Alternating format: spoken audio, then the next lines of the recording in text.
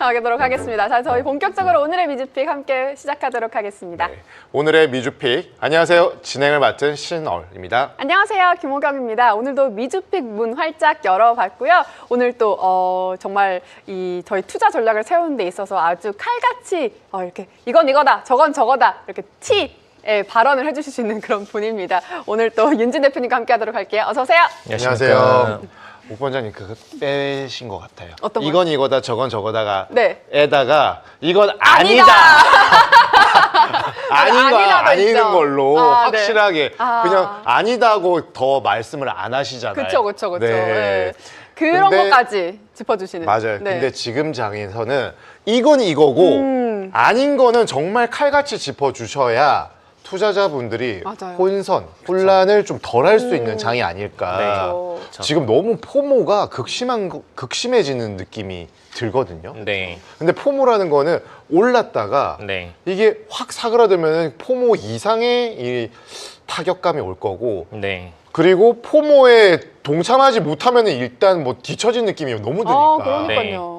그쵸. 어떻게 해야 돼요? 그럴 때 이제 진짜 이거는 아니에요. 정신 차리십시오라고 말씀을 좀 해주시는 분이 필요할 것 같아요. 근데 이게 저희도 그런 부분이 있을 거 아니에요. 그러니까 일반인들 입장에서도 뭔가 이 상품과 어떤 투자 종목 같은 것들이 굉장히 매력적으로 보이는데 내가 타도 되는지 혹은 이제 자산을 굉장히 좀 보수적으로 관리해야 되는지 이런 것들을 고민할 텐데 저희도 마찬가지로 그런 것들이 있죠. 네. 왜냐하면 모든 상품은 다 100%라는 건 없잖아요. 그러니까 그렇죠. 애매함이라는 게 상시 존재하고 그리고 이제 그 애매함의 퍼센티지가 평가할 때마다 다시 달라질 수 있는 부분인데 저희는 그러는 것 같아요. 그 상품이 굉장히 분명히 매력적이고 어떤 기대 수익 가치가 높고 그럼에도 뭔가 타이밍적인 이슈가 있다라고 했을 때 네. 비중적으로 이거를 항상 대응을 하는 것 같습니다. 비중을 통해서. 그러니까 뭐 비교를 하자라면은 정말 이제 이거에 대한 확신 퍼센티지가 정말 뭐 내가 원래 풀 이거에다 자금을 배분했을 때 10% 정도를 배분할 수 있었다. 이 종목에 대해서. 근데 이 종목의 현재 신뢰도가 100이라고 했을 때 지금 뭐 한 45%, 뭐 35% 정도밖에 신뢰감이 가지 않는다.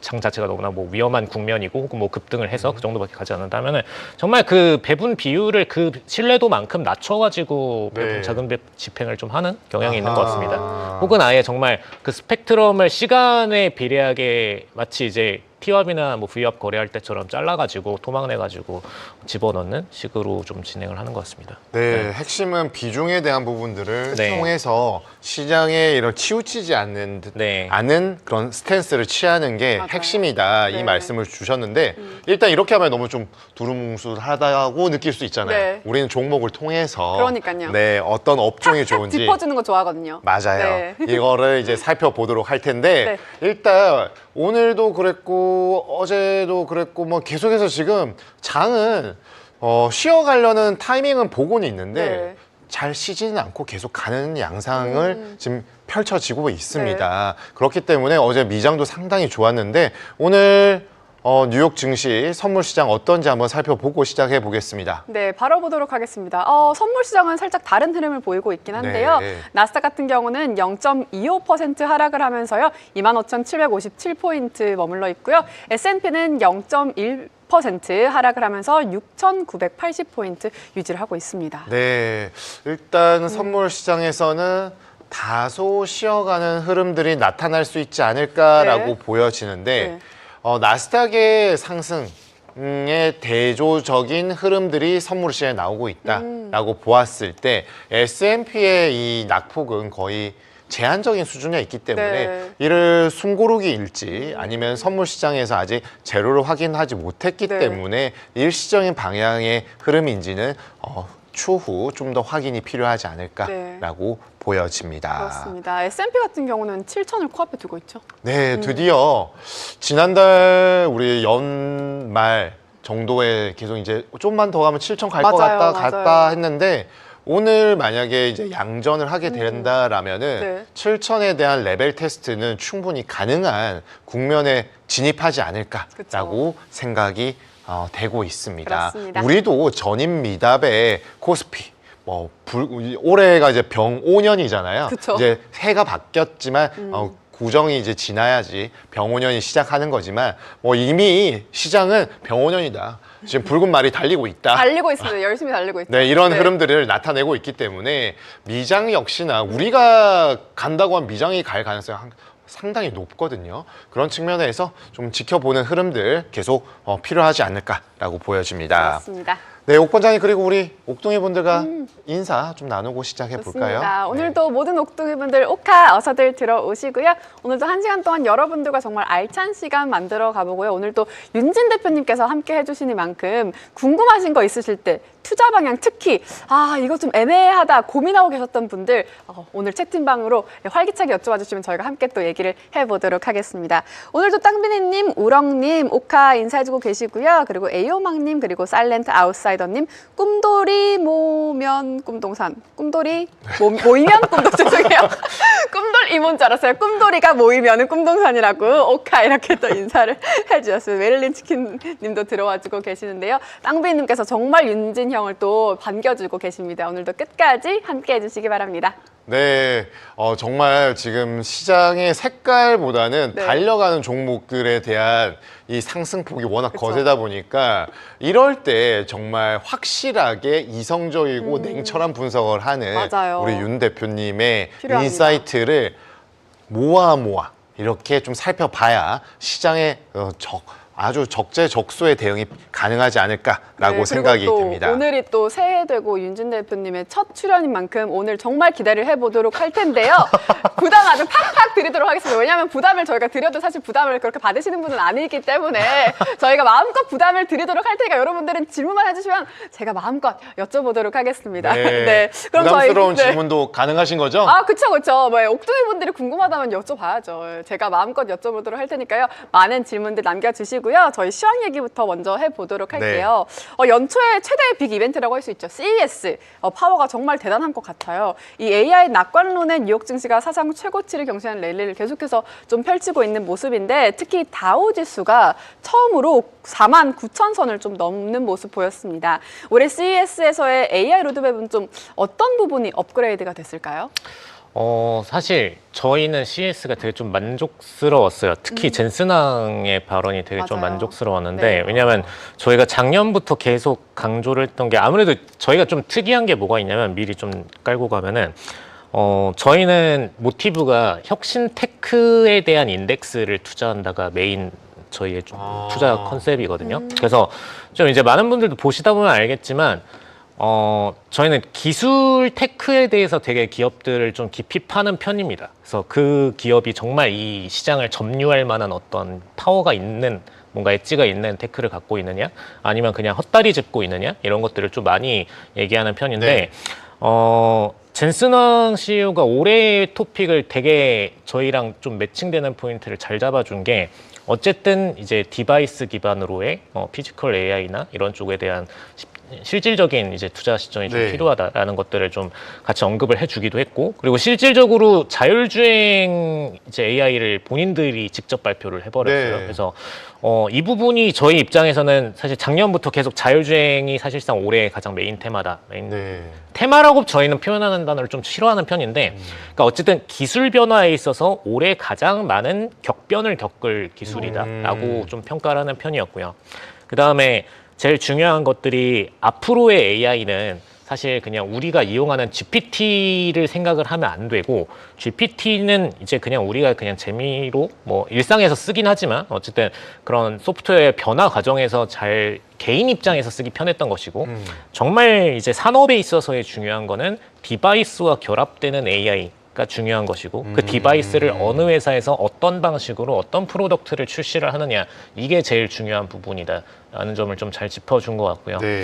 그다음에 이제 세 번째로는 메모리에 대해서 굉장히 강조를 했었죠. 메모리 부분이 강조하면서 이제 HBF랑 HBM 분야가 다 같이 지금 상승세를 좀 잘 보여준 부분인데 저희가 최근 들어서 패권 변화에서 많은 부분을 인지한 거는 이제 작년까지만 해도 AI 칩셋 라운드다 보니까 팹리스 기업들이 어떤 발주의 주권을 잡고 이걸 흔들고 이런 모습들을 좀 많이 보여줬는데 네, 그렇죠. 저희가 최근 들어서 좀 보는 모습을 보면은 팹리스는 오히려 이제 진입 장벽이 가장 낮은 업종이 될 수 있다. 칩셋 분야 내부에서는 네, 이렇게 계속 평가를 하고 있고 실질적으로 구글이 TPU 설계나 이런 것들을 할 때도 마찬가지로 AI를 도입하면서 설계들을 진행하고 있는 모습을 볼 때 장기화가 되면 될수록 지식 기반으로 설계를 하는 이 분야는 점점 진입 장벽이 낮아질 수밖에 없고 오히려 실질 생산 라인을 갖추고 있는 인더스트리만 실질적인 진입 장벽을 칠 수 있다라고 네, 계속 평가를 하는 부분이었고요. 그리고 그게 실질적으로 나오고 있다라고 봅니다. 삼성 세상이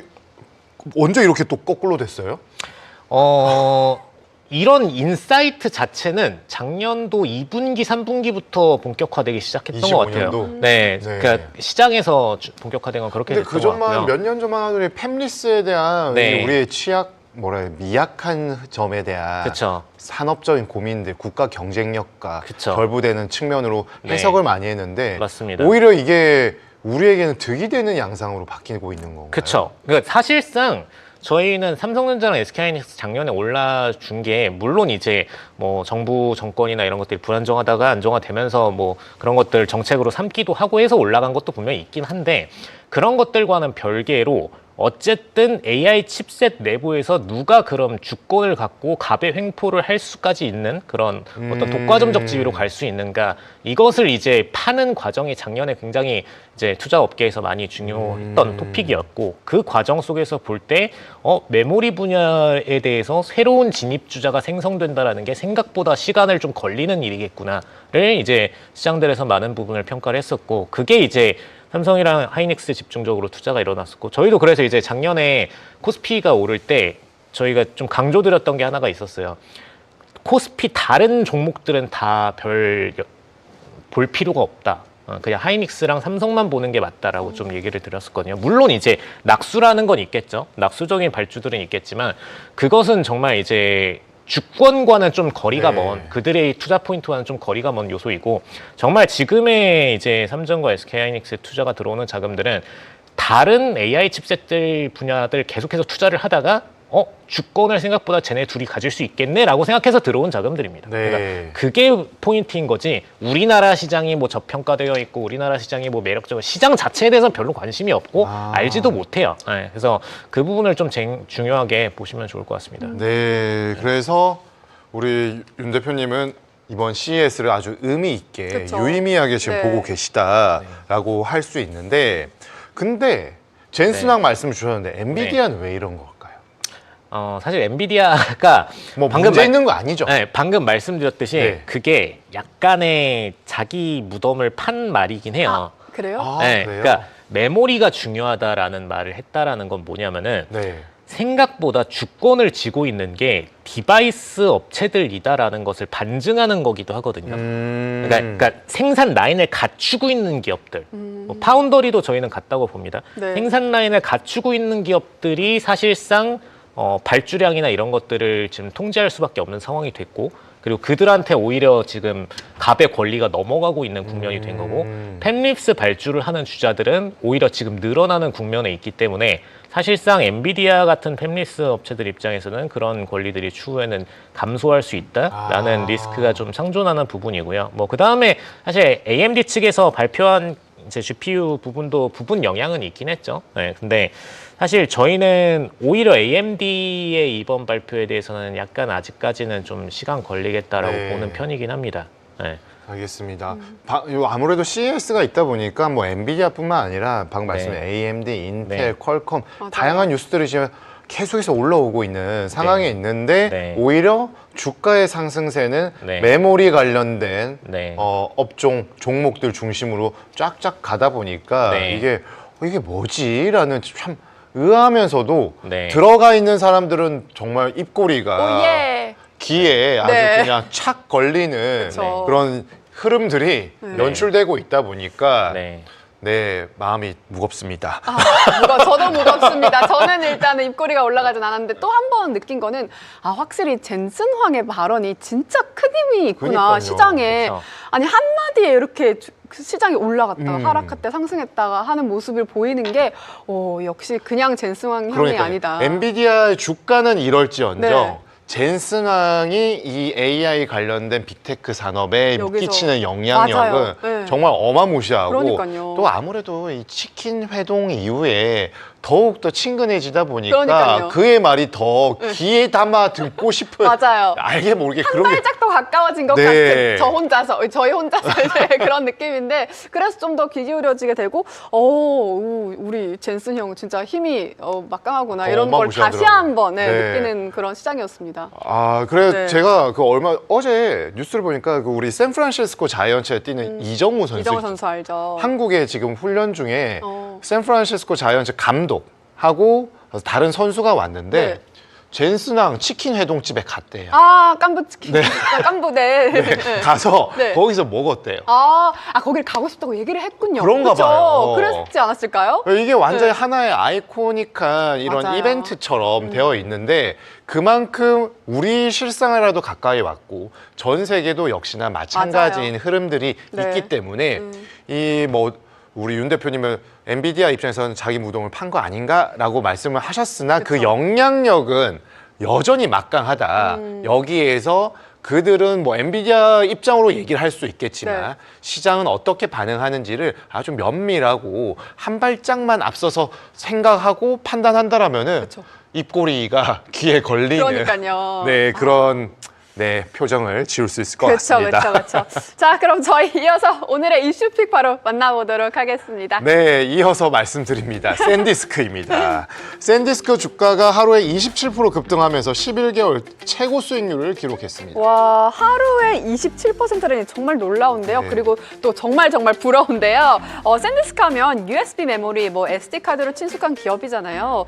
이렇게 AI 시대의 중심이 될지 누가 알았을까요? 네, 젠슨왕이 CS 이번 기조연설에서 AI 관련된 데이터를 저장하는 스토리지가 앞으로 세계 최대 시장이 될 거라고 발언한 부분, 아까 윤 대표님 말씀하신 것처럼 네. 이에 대한 부분들이 아주 유효했고 주가의 급등을 견인하고 있습니다. 그렇습니다. 이 랠리가 메모리 업황 전반에 또 어떤 신호를 줄지 저희가 앞으로 함께 지켜보도록 하겠습니다.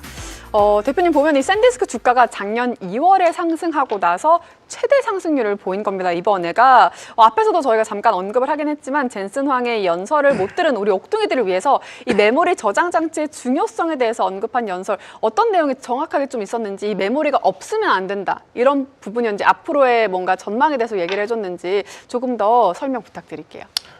일단 없으면 안 된다는 뭐 불가변의 원칙일 것 같고요. 네. 근데 이제 앞으로의 수주에 있어서 이들의 공급량에 대한 제한이 상당한 병목으로 작용할 수 있다라는 식의 언급이었다고 좀 생각하시면 될 것 같아요. 사실 이게 공장 증설이라는 거는 어쨌든 내년도의 수요 예측 그리고 본인들이 이제 투자할 수 있는 자금의 규모에 맞춰가지고 증설을 하는 것이기 네. 때문에 사실 이제 뭐 TSMC 같은 경우에도 파운더리 증설을 하지만 그런 부분들이 연평균 30% 이상 신규 라인들을 막 증설시키기는 어렵거든요. 네. 그래서 이런 부분들을 좀 고려를 할 때 사실 파운더리 쪽이나 HBM, HBF 쪽이나 다 마찬가지로 증설에 대한 제한이 있고 이게 가격적인 급등을 만들어낼 수밖에 없는 부분이고 가격 혹은 이제 수요에 대한 협상 능력도 마찬가지로 그들한테 주권이 넘어갈 수밖에 없는 부분이에요. 그래서 상대적으로 말하자면은 아직까지는 이제 엔비디아가 그런 주권을 좀 가지고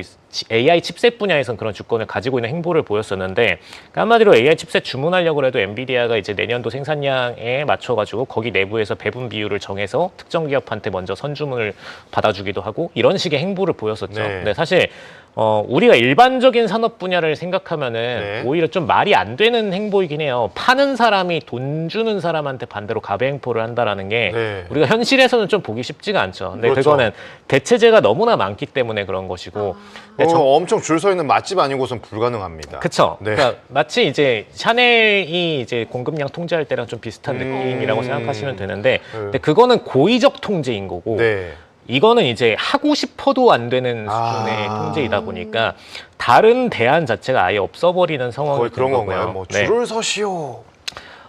그쵸. 네. 뭐 줄 서야 되는 것도 쓰는 거지만 정말 친분 관계도 그만큼 중요한 상황이 됐고, 이전에 이제 일론 머스크도 XAI 세팅할 때 엔비디아한테 사실상 이제 일종의 로비처럼 가서 젠슨 황한테 좀 구걸하듯이라고 표현을 이제 그 레리 앨리슨이 표현을 했었는데 네. 돈을 제발 가져가 달라, 나의 칩셋을 팔아달라 이렇게 좀 얘기를 했었다고 하는데 마찬가지의 상황이 이제 메모리 쪽으로도 발생할 수밖에 없는 상황이 된 거고요. 어쨌든 이제 발주하는 대상처들이 ASIC 업체들도 너무나 많아지기 시작을 네. 했고 중국 업체들도 이제 곧 발주를 본격적으로 진행할 테고 네. 그럼 이제 당연히 증가할 수밖에 없는 상황이 됐고 그다음에 제일 중요한 거는 메모리 자체가 가지고 있는 성능적인 부분도 중요한데 만약에 중국도 원래 이제 기존의 메모리를 부분적으로 생산했었으니까 중국도 메모리를 만약에 HBM 관련된 쪽으로 전환을 해서 진행한다 하더라도 결국에는 수율 문제가 또 다시 터질 수밖에 없거든요. 근데 이런 부분들을 삼성이랑 SK하이닉스는 워낙 잘 그래도 글로벌적으로는 잘 잡아왔던 기업들이기 때문에 네. 이런 부분들이 마찬가지로 파워로 작용할 수가 있고 AI 칩셋 입장에서는 본인들이 다른 기업한테 납품을 해야 되는데 이 칩셋으로 인해 가지고 이 HBM으로 인해서 문제가 생겨서 본인들의 이미지에 타격이 가면 안 되기 때문에 네, 그렇죠. 당연히 그거를 고려를 할 수밖에 없습니다. 그래서 우선 협상 대상자가 그들이 될 수밖에 없는 상황이고 네. 상대적으로 이들의 주가가 더 탄력적으로 가는 상황이다라고 보시면 될 것 같아요. 그래서 산디스크는 근데 또 이제 HBF 쪽이죠. 플래시 쪽이다 보니까 HBF 부문에서도 사실 원래는 삼성이랑 SK하이닉스가 또 절대적인 위치를 차지하고 있습니다. 그래서 이들의 점유율만 이제 50% 정도 되는 부분이기 때문에 원래는 산디스크가 이 정도의 밸류에이션까지 받을 부분은 아니었는데 네. 상당히 오히려 이제 직접 수혜자로 미국 내에서 투자를 가능한 종목이다 보니까 ADR도 물론 이제 우리나라 종목들도 돼 있지만 약간 이게 좀 가리감이 있는 것 같아요. ADR 상장된 종목과 미국 기업에서 상장된 종목은 좀 투자자들의 투자 비중이 확실히 다른 느낌이 네. 있습니다. 그래서 집중적으로 샌디스크한테 수혜가 갔다라고 좀 보시면 좋을 것 같습니다. 그러면은 이게 지금 거래 차트 보게 되면 작년 1년도 안 돼 지난 2월부터 이제 웨스턴 디지털로 분사를 해서 다시 거래가 되었거든요. 그때 되게 밋밋했어요. 근데 작년 한 여름 조금 지나서부터 막 급등을 하더라고요. 결국에는 이런 독립 스토리지 기업으로서 가치가 샌디스크가 분사를 하면서 폭발적으로 나왔었던 게 어떤 계기가 있었다라고 봐야 할까요? 일단 이제 산업적으로 좀 섹터가 다른 포지션을 취하다 보니까 이런 부분들이 약간의 영향을 미치긴 했지만 사실 매출적으로 봤을 때 오히려 이제 성장 섹터는 샌디스크가 더 가져가고 있다라고 저희는 보고 있는 편이고 웨스턴 디지털 같은 경우에는 오히려 최근 들어서는 거의 3년 내내 매출 감소를 좀 보이면서 사실상 성장 섹터에서 벗어난 포지션이다라고 좀 보고 있는 편이거든요. 그래서 이런 부분들이 나중에 지금 샌디스크 따라가지고 같이 좀 올라가지고 있는데 장기적으로 봤을 때는 이 기업은 좀 버려지는 포지션이 될 가능성이 높다라고 저희는 보고 있는 편입니다. 어떤 기업이요? 웨스턴 디지털. 웨스턴 디지털이요. 계속 지금 매출이 감소하고 있고 네네네. 향후의 사업성에 대한 부분도 좀 네. 기간적이다라고 네. 보시는 거군요. 네네. 근데 이제 대부분 이제 샌디스크는 긍정적으로 월가에서 보고 있나 봐요. 그래서 네네. 모닝스타에서만 이제 매도 의견이 나오긴 했는데 대부분 긍정적으로 보더라고요. 근데 우리 대표님은 이제 밸류에이션 상당히 또 나름 중요한 지표로 보고 계시잖아요. 지금의 주가 상승, 급등에 의해서 밸류에이션에 관련된 부분들은 상당히 부담스럽지 않나. 그렇다면 이 모닝스타에서 나온 의견이 나름의 근거로서 작용할 수 있지 않을까라는 생각을 제 개인적으로 해보는데 그런 측면에서는 어떻게 보는 게 맞을까요? 최근에 뭐 마이크론이 하이닉스니 다 주가가 폭등하는 것들은 이 밸류에이션을 담지 못하는 메모리의 가격 상승세가 향후 매출과 OP 그리고 OP 마진까지 다 개선을 아주 드라마틱하게 이끌어낼 수 있다는 생각들을 많이 하신 걸로 판단해 볼 수 있는데 여기서도 이게 무색하게 할 수 있는 가능성이 있나요? 일단은 저희는 샌디스크의 밸류에이션 대비해서는 분명 과평가돼 있다라고 좀 보는 편이고요. 역시, 네. 네. 그래서 이걸 아까도 제가 비교를 드렸잖아요. 직전에 이제 원래는 하이닉스와 SK 삼성전자가 오히려 더 지금 독점적인 위치를 HBF 쪽에서도 차지를 하고 있다라는 얘기를 드렸는데 굳이 그 얘기를 드린 이유가 저희도 오늘 리밸런싱을 진행을 했었는데 솔직히 말씀드리면은 샌디스크가 들어가 있진 않아요. 네, 샌디스크가 들어가 있진 않고 실질적으로 이제 우리나라와 이제 한중일 비중이 좀 절대적으로 많이 올라갔거든요. 그 중에서도 이제 메모리 관련된 기업들, 그다음에 메모리 이후에 뭐 패키징까지도 좀 할 수 있는 기업들이 소수 편입이 같이 되어 있는 상태인데 네. 아무튼간에 아시아권 쪽이 상대적으로 밸류에이션이 낮음에도 오히려 주권은 지금 메모리 분야에서 아시아권이 더 많이 갖고 있다라는 네. 점이 가장 포인트여서 그렇게 밸류에이션에 대한 이동을 진행했었습니다. 네. 아시아가 메모리 반도체 산업에 있어서 네.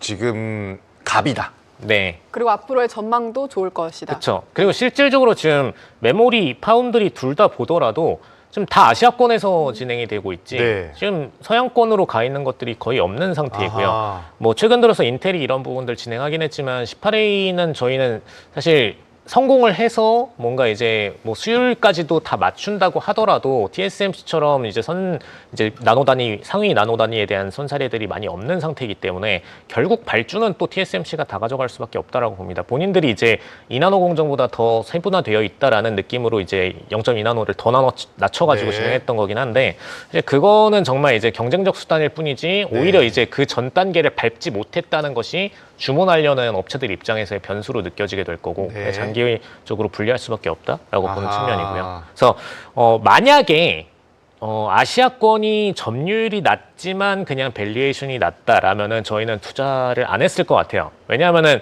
그냥 단순한 저평가가 투자 사유가 되면은 그냥 고립 시장에 투자해버리는 상황이 돼버리거든요. 마치 저희가 비상장주인데 저평가되어 있는 거 사듯이 그런 느낌이 돼버려요. 근데 지금처럼 시장을 주권을 이쪽에서 갖고 있고 저평가까지 되어 네. 있다? 그럼 이제 미국 투자자들도 생각을 하겠죠. 우리가 이제 물론 당장 클릭해서 딸깍 바로 하기 좋은 시장은 여기가 맞는데 어쨌든 진짜 돈벌 시장으로 돈을 옮겨줘야 되지 않을까를 네. 생각할 수밖에 없는 거고 네. 결국에는 그 자금들은 이탈하고선 다시 우리나라 쪽으로 혹은 이제 아하. 한중일로 다 들어갈 수밖에 없다라고 봅니다. 네, 알겠습니다. 제가 얼마 전에 서랍을 정리하다가 네. 그 서랍 깊숙한 곳에서 샌디스크의 USB 새 제품을 발견을 했거든요. 오. 그래서 그때는 아무 생각 없이 그냥 샀다가 안 썼는데 네. 그때 그걸 안 사고 사고 안 쓸 거였으면은 뭐 그 돈으로 이 주식이라도 샀었으면 그러니까요. 참. 근데 저희 네. 그 첫 방이었나요? 둘 번째 방송 때 샌디스크 여기서 했었어요. 네, 처음에 뭐 네, 하는 네. 교수님하고 했었었는데. 네, 아. HBF 제가 이 친구들이 그래도 어쨌든 미국에서는 독과점 형태인 상태이고 막 이런 네. 식으로 되게 얘기 많이 했었는데 그때는 그때 과거에 저희는 왜 대표님의 말을 더 귀 기울여 듣지 않았을까? 그때 그때 아직 나름 그래도 그때 이만큼 네. 편하게 얘기를 안 했었나 봐요. 저희가 그때 어색한 사이였나요? 그쵸. 근데 그래도 그나마 이제 좀 그 시장의 어떤 점유율을 높게 가져가고 있는 몇 안 되는 기업이라 되게 좀 얘기를 근데 그때는 아까 주가 되게 밋밋했을 때 타이밍 아니었나요? 그쵸.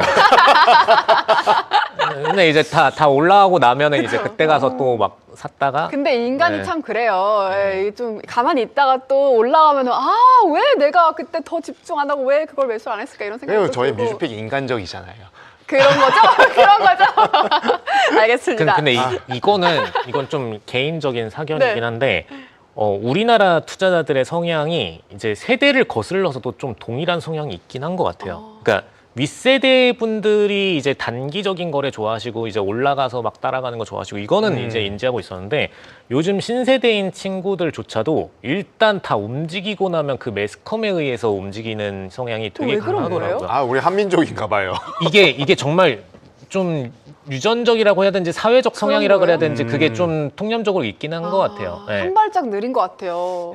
뭐 느리다는 표현을 쓰기에는 그래도 아니에요? 일찍 움직이는 괜찮아요? 분들도 다 있긴 하신데 저요. 아, 제 말했어. 저요. 그렇죠. 한 발짝 매번 느려요. 근데 이게 예를 들어서 이제 다 봤어요. 네. 이걸 올라가는 국면을 보고서 나중에 역행을 하잖아요. 네. 그땐 또 안 가세요. 그래요? 네, 역행할 때 오히려 더 매력적으로 바라보는 성향이 있어야 되는데 네. 역행하는 순간부터는 이제 관심 종목에서 지워버리시더라고요. 맞아요. 네. 왜 그런 거죠? 저는 그게 좀 신기해요. 그러니까 저도 신기해요. 이럴 수 제가. 있어요. 네. 모를 때는 그 종목을 모르니까 못하다가 유명해지고 나서 알 수는 있어요. 네. 근데 그건 너무 당연한 거고. 근데 유명해지고 나서 다시 주가가 뭔가 폭락을 하거나 네. 했을 때 반대로 오히려 이제 이전보다 매력적이어진 건데 네. 그거를 이제 제외시키고 다른 이제 또 눈 돌리죠. 네, 누군가 다른 사람이 더 벌었다 이거를 맞아요. 좋아하더라고요. 그래서 제가 이거를 어떤 심리에서 기인할까 좀 되게 심리적인 것들을 저희도 막 AI 때문에 많이 보다 보니까 네네네. 결국에는 시기 질투에서 모든 게 다 지금 시작되고 있는 것 같다는 그런 성향인 것 같아요. 그러니까 우리 우리나라의 그 빠른데, 격언이 네. 있죠. 뭔지 알 것 같아요. 땅 사면 네. 그러니까 남들이 이제 누군가 벌었다는 케이스가 딱 보이면은 이제 도파민이 글로 쫙 가버리는 성향이 있는 것 같아요. 네. 그래서 휴먼 인디케이터 분들 주변에 다 있지 네. 않으세요? 맞아요. 아. 다 계시죠? 네네네. 오를 때 네. 사람 눈을 안 봐요. 이거 보느라고. 그러니까요. 근데 방금 말씀하신 타이밍 오잖아요. 그때는 이걸 안 봐요. 그냥 그리고 또 지워버리거나 네. 아예 그냥 꺼버리거나. 저희 한국 사회가 또 빨리빨리 사회잖아요. 네. 그러다 보니까 이게 또 떨어지면 또 빨리빨리 다시 또 상승하는 흐름을 또 타고 싶고 이런 네. 또 마음도 있고 이게 좀 이게 기다려야 되는 그런 종목들도 있는데 그 기다림을 조금 또 힘들어하는 그런 경향도 없지 않을까라는 생각이 네, 드네요. 그래도 저는 새해에 우리 윤 대표님이 이런 심리 얘기해 주시니까 너무 좋은 것 같아요. 항상 이성적이고 합리적인 투자자로서 이 투자 살짝 또 F 저희가 한 발짝 더 근데 가까워진 저희가 되게 신기한 게 뭐냐면은 저희가 옛날에 막 심리 어플도 만들고 했었거든요. 와. 근데 그러니까 심리가 어떻게 보면 저희는 제일 분석해야 되는 가장 중요한 포인트라고 좀 보는 편이에요. 네. 그러니까 어쨌든 자금이 집행되는 거는 뭐 아직까지는 나중에 AI 대체되면 모르겠지만 아직까지는 어쨌든 인간의 판단에 의해서 발생을 하고 있는 게 사실인데 그 인간이 움직이는 빅데이터 메커니즘이 왜 일어날까를 좀 많이 생각하는 편인 것 같아요. 네. 알겠습니다. 네. 자, 이렇게 저희가 함께 시황 얘기 아주 열띤게 해봤고요. 이어서 저희 주요 종목 뉴스 함께 보도록 하겠습니다. 네, 젠슨왕 엔비디아 CEO가 중국 시장 내 AI 칩 수요가 여전히 매우 강력하다고 밝혔습니다. 미국 수출의 규제 속에서도 중국 기업들의 기술 확보 의지가 확인된 건데요. 엔비디아는 규제를 준수하면서도 거대한 중국 시장의 요구에 부응하기 위해서 총력을 기울이는 모습입니다. 중국 규제 당국이 메타의 AI 스타트업이죠. 마누스 인수를 정밀 검토하고 있습니다. 이번 인수가 시장 경쟁력과 또 데이터 보안에 미칠 영향을 분석하겠다는 취지인데요. 빅테크의 AI 기술 독점에 대한 중국 정부의 견제가 본격화되면서 인수 성사 여부에 관심이 쏠리고 있습니다. 테슬라 주가가 큰 폭으로 하락했습니다. 완전 자율주행 구현을 위한 엔비디아 칩 수급과 또 AI 연산 성능에 의문이 제기됐기 때문인데요. 이 단순한 완성차 제조를 넘어서 AI 기업으로서의 가치를 평가받던 테슬라에게 엔비디아와의 기술 협력 이슈가 악재로 작용했습니다. 보스턴 다이내믹스의 휴머노이드 로봇 아틀라스가 본격적인 실무에 투입됩니다. 첫 행선지는 현대자동차 공장으로 결정됐는데요. 이 실험실을 벗어나서 실제 제조 공정에서 이 인간과 협업하는 AI 로봇 시대가 열리면서 생산 현장에 혁신적인 변화가 예상됩니다. MSCI가 지수내 암호화폐 관련 자산을 제외하려던 계획을 일단은 보류했습니다. 대신 더 광범위한 검토를 거쳐서 가이드라인을 정하겠다는 신호를 보냈는데요. 이 가상자산의 제도권 편입을 두고 금융권의 신중론과 그리고 또 시장의 요구 사이에서 고심이 깊어지는 모양새입니다. 네, 저희 바로 이어서 국내 투자자 순매수 상위 톱20 종목들 함께 살펴보도록 하겠습니다. 네, 먼저 1위에서 10위 보도록 할게요. 테슬라 마이크론 여전히 1, 2위 지키고 있고요. 그 뒤는 알파벳 A, 아이온큐, 팔란티어가 나열돼 있고 또 10위권 내 새롭게 올라온 종목들 디웨이브, 퀀텀, 로켓랩, 블룸이 있네요. 네, 전반적으로 투자 1위에서 10위까지의 투자 순매수 규모가 조금 커진 모습들 네. 확인이 가능하고 알파벳 올라오고 아이온큐 떨어졌습니다만은 뭐 그 부분보다는 이 신규 종목들 디웨이브, 퀀텀, 로켓랩, 블룸에너지가 바로 올라왔다라는 부분들은 이제 연말 연초에 상당한 자금 집행이 이러한 새로운 그동안에 관심은 있었지만 조금 홀딩하고 있었던 종목들로 집중적으로 진행되고 있음을 보여주고 있습니다. 네, 이어서 11위에서 20위도 보도록 하겠습니다. 익숙한 종목들이죠. 비트마인, 엔비디아, TSMC가 다시 순위권으로 올랐고요. 반면 쿠팡 그리고 시큐리티 매터스는 좀 하락하는 모습 보였네요. 네, 오랜만에 엔비디아가 다시 새롭게 순매수 이제 탑 20에 네. 진입을 했고요. 전반적으로 그제보다 이 순매수 11위권 내에서의 순매수 규모 자체가 그때는 한 100억 원에서 한 60억까지의 좀 배열이 되어 있었는데 네. 지금 거의 이제 100억 원 이상으로 다 올라왔잖아요. 맞아요. 이러한 부분들은 이제 연초가 이제 시작이 되었기 때문에 투자자들이 종목에 대한 관심도가 좀 높아지고 있고 또 우리가 이때까지 말씀 나누었던 것처럼 전반적으로 날아갈 수 있을 것 같은 종목에 대한 관심도가 그 어느 정도 좀 높아져 있습니다. 네, 이어서 순매수 금액 주요 변동 종목들도 보도록 하겠습니다. 금액이 증가한 종목에는 팔란티어, 알파벳이, 테슬라가 있고요. 감소한 종목은 시큐리티 웨터스, 아이온큐 그리고 나이키가 있는데요.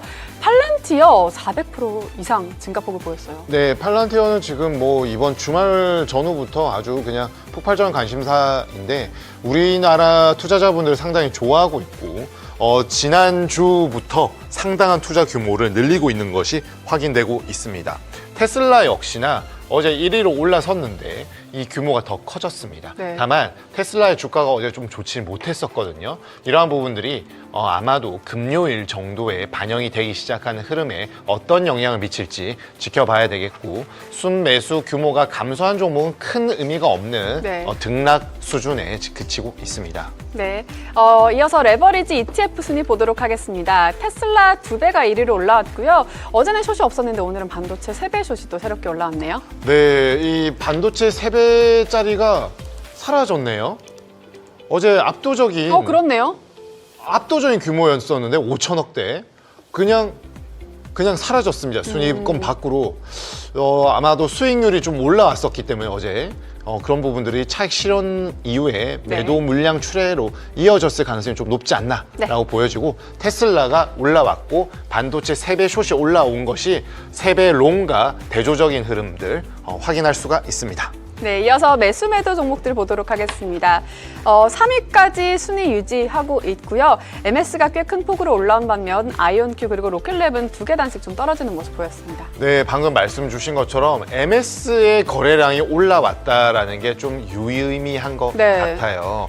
워낙에 MS가 보유 잔고 기준으로는 항상 탑 10 안에 확고하게 자리 잡고 있었는데 맞아요. 순매수 종목으로는 거의 나타나지 않았었거든요. 이 거래량의 확대가 순매수로 이어질지 순매도로 이어져서 잔고 규모의 감소로 이어질지 좀 확인할 필요가 있겠습니다. 네, 그렇습니다. 자, 그럼 저희 먼저 D-웨이브 퀀텀 얘기를 해볼 텐데요. 순매수 6위에 또 새롭게 오늘 또 올라오는 모습 보였습니다. 작년 말에 주가가 3배 이상 폭등을 하면서 강력하게 한 해를 마무리를 했거든요. 최근에 또 이렇게 상승하는 배경에는 무엇이 있을까요, 대표님? 어쨌든 이제 사실 저희가 좀 주목했던 포인트는 그거였거든요. 이제 기존의 AGI로 넘어가는 과정에서 AI 칩셋만으로는 이제 로보틱스 같은 것들을 대체하기가 좀 쉽지가 않다라는 한마디로 추론에 대한 능력의 부재가 가장 큰 부분이었고요. 이게 부재는 아니죠. 가능은 하지만 이 방법론 자체가 완전히 인간의 두뇌처럼 양자적인 판단을 하는 것은 아니기 때문에 이것에 대한 대체제로서 어쨌든 이제 퀀텀이 들어가 주긴 해야 된다라는 면이 이제 핵심 모멘텀이었는데 사실 근데 이게 좀 문제가 그걸 제공하려면 어쨌든 클라우드 기반의 퀀텀 시스템들을 제공할 수 있어야 되고 최소한의 이제 큐비트 단위를 제공할 수 논리 큐비트 단위를 제공할 수 있는 단계면 좋겠지만 꼭 그게 아니더라도 어쨌든 제공할 수 있어야 된다라는 게 핵심인데 근데 그걸 이용하려면은 IBM 거나 구글 것보다 뭔가 뛰어난 엣지가 있어야 되는데 그런 뛰어난 엣지를 가진 기업이 몇이나 될 것이냐 이게 가장 좀 큰 포인트였고요. 그다음에 사실 이제 퀀텀 컴퓨팅에서 좀 제일 중요한 부분 중 하나가 어쨌든 마이너스 237도를 만들어주는 부분을 사용하는 방식이 있고 그다음에 아이온큐 같은 경우에는 상온에서의 큐비트를 구현하는 방식을 사용하고 있는데 이런 상온에서 구현할 수 있는 방식같이 뭔가 엣지적인 차이가 있지 않으면은 실질적으로 간택받기가 굉장히 어렵다라는 면이 큰 포인트였습니다. 그래서 사실상 그런 기술력들을 가지고 있는 기업이 아니라면은 저희는 투자를 하는 게 조금은 리스크하다라고 좀 보는 편이고요. 그 다음에 최근 들어서 나오는 매출들이 어쨌든 대다수 기업들이 매출적으로 찍고 있긴 한데 정말 이제 막 몇십억에서 몇백억 정도 사이의 금액을 찍고 있거든요. 그래서 아직은 정말 연구비를 약간 수혈받는 수준으로 그냥 이제 매출이 찍히고 있는 거지. 그걸 이제 유의미한 매출이다라고 좀 보기는 어려울 것 같고요. 아이온큐 같은 경우에도 사실 최근 들어서 그런 매출들이 들어오긴 했는데 D-웨이브 퀀텀은 사실 그런 제휴들도 굉장히 좀 딥하지 못한 상태로 보시는 게 좋을 것 같습니다. 그래서 아이온큐는 왜 그런 매출들이 들어올 수 있었냐라고 봤을 때는 명백히 상온에서 작동할 수 있다라는 것은 이제 구글이나 IBM과는 또 다른 엣지 차이고 그리고 아이온큐가 가장 문제가 됐던 게 논리 큐비트까지 가는 시간이 더 오래 걸릴 것 같다였거든요. 근데 지금의 양자 컴퓨터의 핵심 포인트는 AI 칩셋한테 이런 변수적 판단을 줄 수 있느냐 없느냐가 오히려 중요해진 시점입니다. 그래서 논리 큐비트가 구현되지 않더라도 어쨌든 그런 판단을 줄 수 있는 아이언큐한테도 갈 수 있는 매출이 형성이 됐다. 그래서 이제 그런 매출들이 좀 형성이 됐던 거고요. 근데 다른 기업들한테는 그러지 못한 상황이기 때문에 상대적으로 수혜가 좀 적은 편입니다. 확실히 내용이 어렵네요. 네.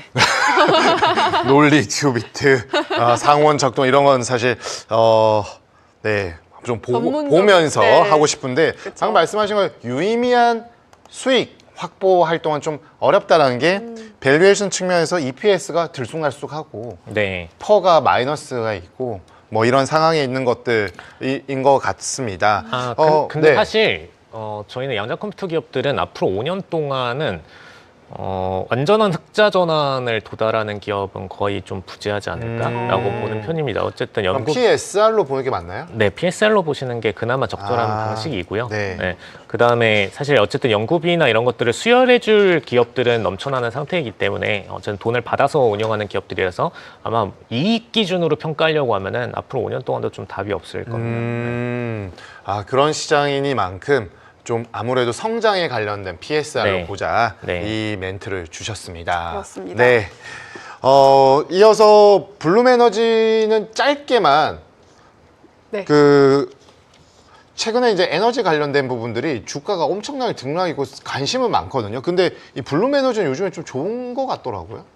어쨌든 이제 데이터 센터 부문이 같이 좀 섞여 있다 보니까 데이터 센터 에너지 제공에 관련된 산업 쪽으로 매출적인 증가율이 좀 유의미하다라고 보는 편이라서 이제 네. 매출이 좀 들어오는 편이고요. 네. 매출적인 것뿐만 아니라 자금적으로도 유입이 되고 있는 편이고, 근데 이제 최근 들어서 분기 성장 속도가 조금 가속을 붙긴 했어요. 이전 대비해서 한 이제 20% 정도로 분기 성장 속도가 좀 올라갔거든요. 근데 그게 정말 이제 아직까지 한 3분기 정도의 실적밖에 안 되기 때문에 이전 수치를 완전하게 갱신한 상태가 아닙니다. 그래서 이전에도 한번 이제 딥 낙폭이 한 번 있었고 한 번에 그 낙폭이 있었기 때문에 이런 부분들을 역전할 만큼의 상승률은 아직까지는 아니다라고 좀 보는 편이라서 블룸에너지 같은 경우에도 어쨌든 AI 데이터 센터 인프라 관련된 세팅 그리고 에너지 관련된 세팅 쪽으로 집중적인 매출 성장이 좀 더 필요한 상태이고 성장세 대비해서는 분명히 지금 주가적으로 밸류에이션이 너무 많이 올라가 있긴 해요. 네. 그래서 이런 부분들은 좀 더 뱉어내야 된다고 저희는 좀 보는 편입니다. 뱉어내야 된다. 네.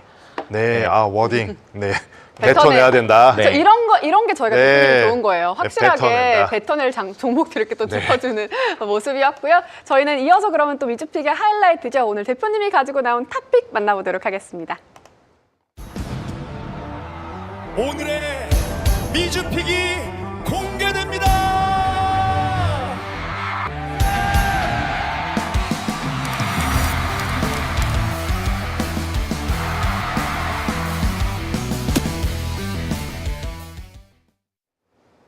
네, 오늘 대표님의 탑픽은 유나이티드 헬스입니다. 이 AI 반도체 얘기하다가 갑자기 이렇게 또 유나이티드 헬스 들고 나왔는데요. 탑픽 선정 이유 부탁드릴게요. 사실 이제 AI 뭐 관련돼서도 투자할 회사들이 워낙 많긴 한데 그런 부분들과 좀 다른 하나의 포인트가 어쨌든 오바마 헬스케어에 대한 종식 부분이 이제 최근 들어서 많은 헬스케어 기업들의 어떤 주가적인 밸류에이션을 잡아놨던 것 같아요. 네. 네. 이제 그런 것들을 반대로 이제 수혜적으로 가져갈 수 있는 상태가 됐는데 많은 분들이 잘 모르시겠지만 유나이티드 헬스가 전 세계 탑 10 매출을 형성할 만큼 압도적으로 큰 기업입니다. 네. 그래서 그냥 이제 버크셔에서 워렌 버핏이 한번 이제 언급을 해주는 그런 것들 때문에 뒤늦게 좀 들으셨을 수 있겠지만 워낙 이제 이쪽 분야로는 알아주는 기업이었고 전 세계 탑 10 매출이라는 건 정말 어마어마한 수준의 매출인데 사실 우리가 관심이 없는 분야다 보니까 네, 그렇죠. 집중적인 관심을 못 받았던 것뿐이고요.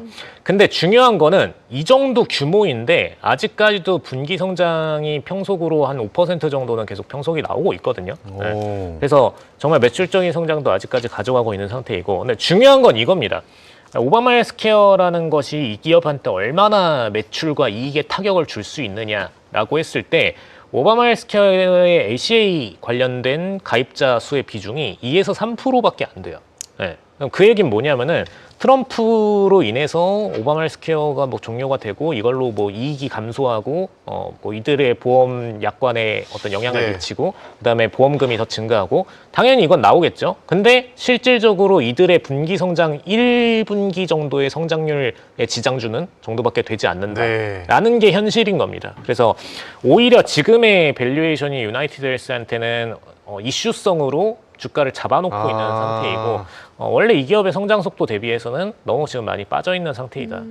오바마 NCA 그 관련된 부분 하더라도 이게 비중이 너무 작기 때문에 네. 이 실질적인 타격 없을 거다. 그쵸. 이렇게 보는 거죠. 네, 사실 이 부분 때문에 이제 트럼프 당선되고 나서 주가 밸류에이션이 거의 막 50%가량도 막 빠질 만큼 굉장히 큰 낙폭이 있었거든요. 그래서 이런 부분들이 사실 좀 관악폭이었다라고 좀 보시는 게 맞을 것 같습니다. 그러면 올해는 주가가 뭐 실적과 무관하고 정책 이벤트에 관련된 부분들이 일정 부분 정리가 된다라면은 장밋빛 전망이 좀 더 높을 가능성이 높나요?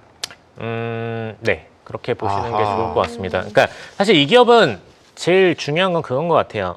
더 빠질 만한 이슈가 있냐 했을 때 더 빠질 만한 이슈는 없는 것 같고 오히려 이제 어쨌든 매출적인 부분들의 수렴하는 상승세가 나와줘야 되는 상태다라고 보시는 게 맞을 것 같습니다. 그럼 전반적으로 이 바이오테크 섹터를 봤을 때 월가도 올해 이제 이 바이오 섹터 상승 흐름을 계속해서 지속될 수 있을까 이런 데 관전 포인트를 두고 있는데 어떻게 보시나요, 대표님께서는? 저희가 좀 약간 딜레마적으로 이번에 바이오 원래 작년도 4분기에 바이오 섹터로 저희가 좀 제일 많이 벌었었거든요. 그때 좀 빨리 움직이셨잖아요. 맞아요. 네, 작년 10월 정도부터. 맞아요. 10월부터 네. 편입해서 저희가 그래도 한 분기 동안 한 19% 정도 먹었던 것 같은데 ETF 섹터로 19% 먹기가 좀 쉽지가 않아요. 바이오는. 근데 그 정도 움직임을 보였어서 잘 먹고 나왔는데 저희는 이번에 좀 대폭 비중을 축소하면서 사실 네. 지금 시점에서 호전적으로 보는 거는 유나이티드 헬스 비롯한 지금 헬스케어 내부에서 오바마 헬스케어로 잡혀있는 몇 개 기업 제외하고는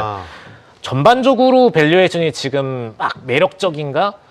이제는 약간 좀 일라이렐이나 몇 개 기업들이 좀 치고 올라왔기 때문에 네. 매력선에서는 살짝 벗어났다라고 보고 있는 편입니다. 그래서 이런 몇 개 기업들만 보는 게 맞고 개별주로 보는 게 맞고 섹터로 보기에는 좀 이제 늦었다. 섹터는 네. 연준이 어떻게 한다고 하더라도 이쪽보다는 네. 그냥 몇 개 좀 그동안에 트럼프발 네. 리스크 뭐 불확실성이 네. 잘못 잡혀 있었던 네. 밸류에이션 부담이나 가격 부담감이 덜한 종목들의 상승세가 조금 더 유의미하게 나타난다라고 보는 게 좀 네. 더 편하겠네요. 네, 맞습니다. 네. 그러니까 왜냐하면은 이게 제일 중요한 게 하나 얘기를 드리자면 우리나라는 되게 헬스케어가 약간 코스닥 기업 내부에서 뭔가 좀 막 조작된 차트 같은 그런 느낌으로 정말 인간의 네. 본능에 가까운 심리를 잘 보여주는 섹터죠. 많이 활용이 네. 되다 보니까 이제 바이오 헬스케어가 뭔가 약간 오히려 상승 같은 그런 느낌을 느끼실 수도 있는데 네.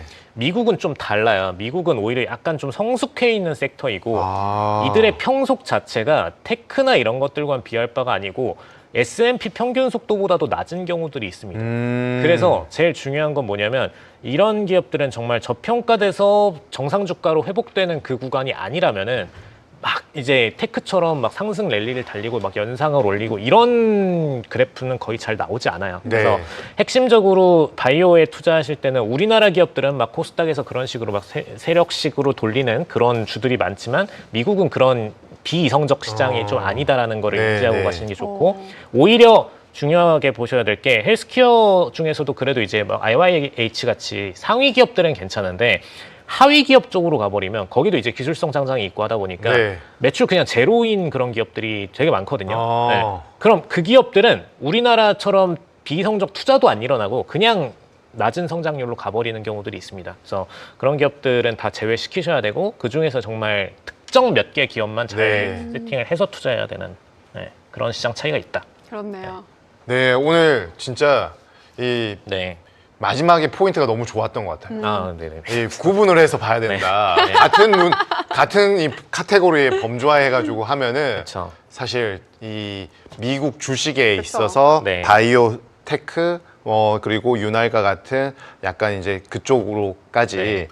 이 뭉뚱그려서 그냥 너무 편안하게 생각하면 안 된다. 좀 네네네. 다른 관점으로 보자. 이 네. 말씀이 상당히 와닿습니다. 네, 그리고 옥둥이 분들도 계속해서 제가 뭐 실시간으로 못 읽어드렸지만은 감이 너무 좋아서 쪽쪽 귀에 들어오고 설명을 너무 잘해주셨다고 또 오늘 대표님의 칭찬이 또 자자했습니다. 근데 감은 아니고요. 다 데이터에 기반해서 얘기해 드리는 거라서. 감이 아니라 정말 이 분석적으로 데이터에 기반해서 또 이렇게 또 대표님과 오늘 1시간 알차게 채워봤습니다. 자, 저희는 또 내일 저녁 7시에 인사를 드리도록 하겠습니다.